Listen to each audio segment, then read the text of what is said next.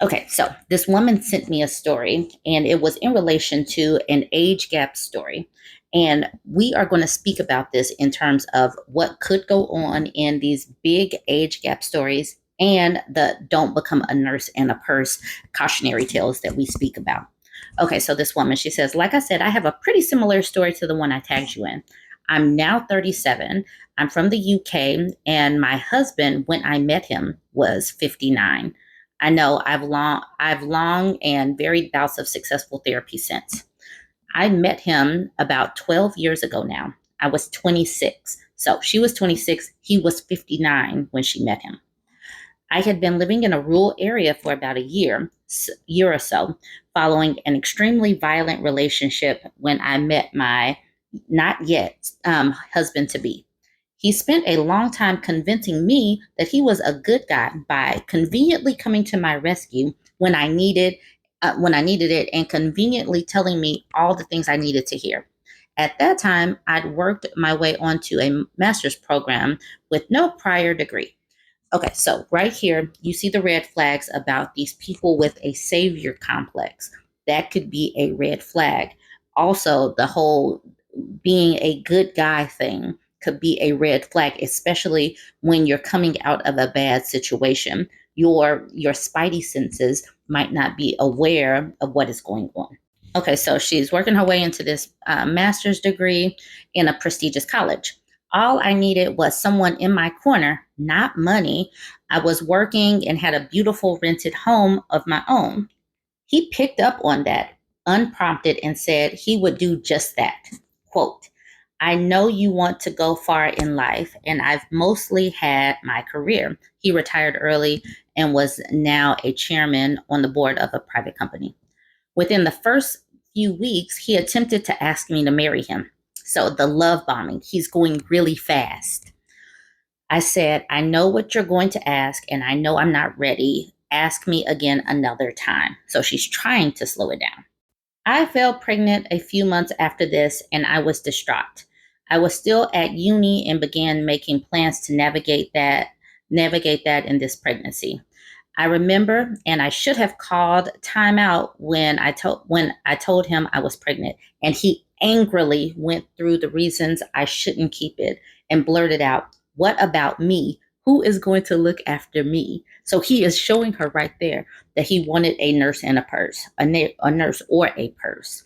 And at this particular juncture in life, people have not had the terminology that we're giving to y'all right now. Okay, so he says, what about me? Who is going to look after me? I stupidly ignored that statement. After booking an abortion, we were nagging at the last moment after pressure from my mom and religious pressure. I was raised in the church. I was not, I'm no longer Christian. Okay, so it looks like she kept it because of Christianity pressure. Sadly, at 4.5 months, my son was found to have severe spina bifida, water on the brain. I will never forget that day and pity on the radiographer face and the and the terror on my husband's. My not yet husband and I were sent to see a specialist, and he too confirmed that this would not be a viable pregnancy. I was given a few days and some very limited options of granting. I'm very sick, a very sick child with a very stunted life if we went through with the pregnancy. My not yet husband is also a very talented photographer. Okay, so during our last moment together as a family, we went on a boat ride. During my research, I found this state of development, babies could feel vibrations. So we went onto the water to calm the baby before having to go back into the hospital and be induced into labor and give birth to a dead child. Between being induced and actually going into labor, my husband left and said he didn't want to see the child. Being a photographer, I needed him there. He wasn't there. Luckily, I've been a medical receptionist in my not so distant past, and my favorite midwife for whom I managed a clinic at my doctor's office was serendipitously assigned to me. She was there. From hospital bed, alone, I planned my baby's funeral, chose the music, spoke to a priest, made decisions about what would happen to his body, where he would be buried, if he would be buried, and so on. My not yet husband wasn't there.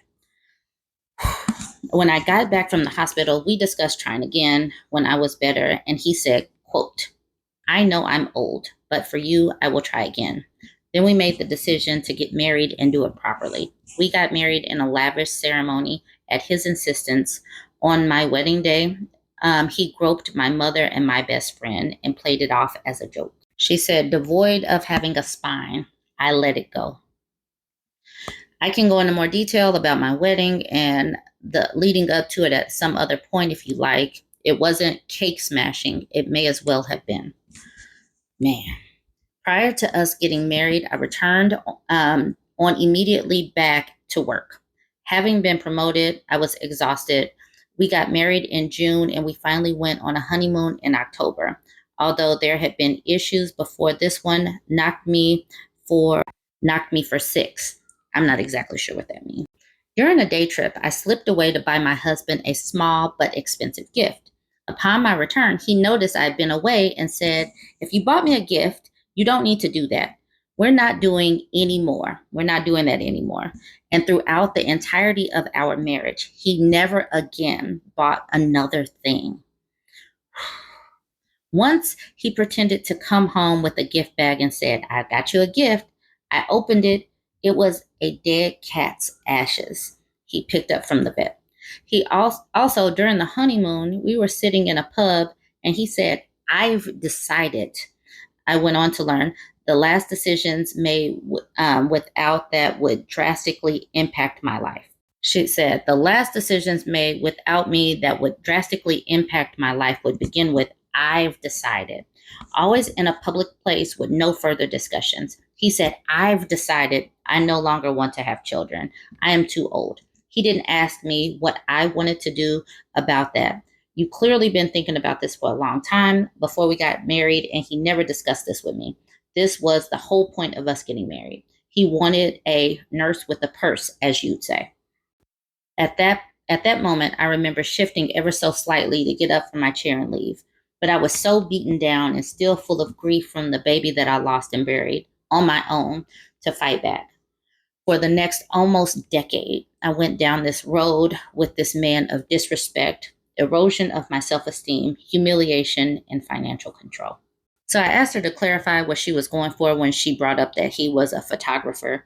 She said the baby was born dead, and as part of the after, you could take pictures of the baby. They gave you a disposable camera, but my husband was a photographer, so he could have done that last act for him, my son, or us. Instead, I sat alone in the hospital bed and cradled him in one arm and took pictures of him with the other, with the disposable camera. That is who she married.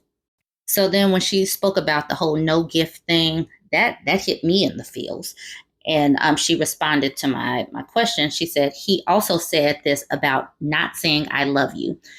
He said, I don't like to say this to you too often as things like this can get out of hand. So he told her really close to the beginning of their marriage that he was no longer giving her gifts, no longer speaking about loving her.